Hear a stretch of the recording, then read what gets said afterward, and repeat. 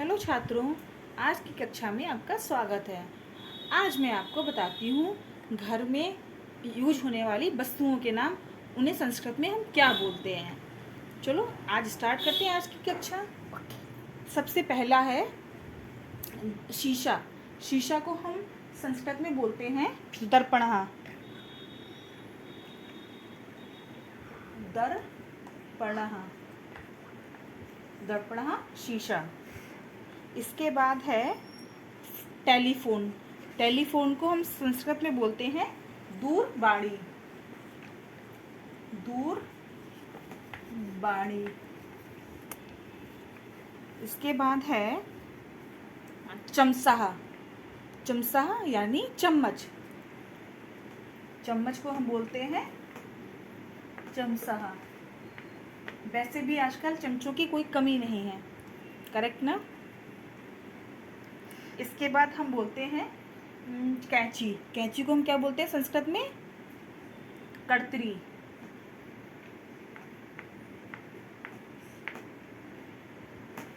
कर्तरी।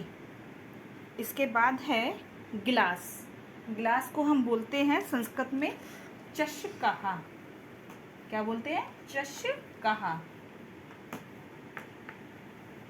चषकः। इसके बाद है हम सुबह सुबह उठ के करते हैं ब्रश। ब्रश को हम संस्कृत में क्या बोलते हैं?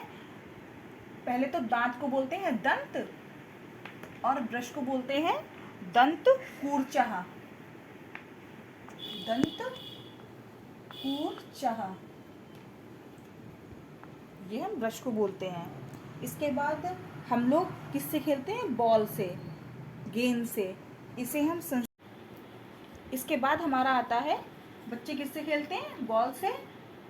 उसे बॉल को कहते हैं, गेंद को कहते हैं कंदुकम। कंदुकम, कंदुकम कहते हैं।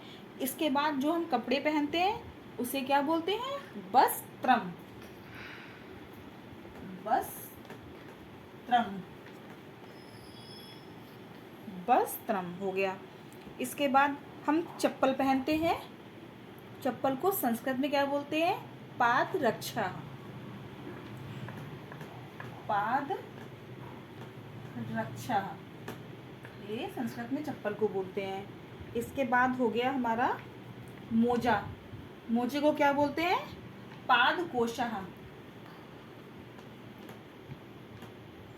पादकोशः। और कोई वर्ड हो जिसका आपको मीनिंग ना पता हो, आप मुझे कमेंट में बोल सकते हैं, मैं उसका आपको मीनिंग जरूर बताऊंगी। तो एक बार फिर से दोहरा लेते हैं। दर्पण माने शीशा, दूरवाणी यानी कि टेलीफोन, चमचा चम्मच, कर्तरी कर्तरी कैंची, चषकः गिलास, दंतकूर्चः यानी कि ब्रश, कंदुकम माने गेंद, वस्त्रम माने वस्त्र, पादरक्षा यानी चप्पल, पादकोशा यानी कि मोजा। ये हमारे घर की वस्तुओं के नाम हो गए। आज की कक्षा हम यहीं ख़त्म करते हैं।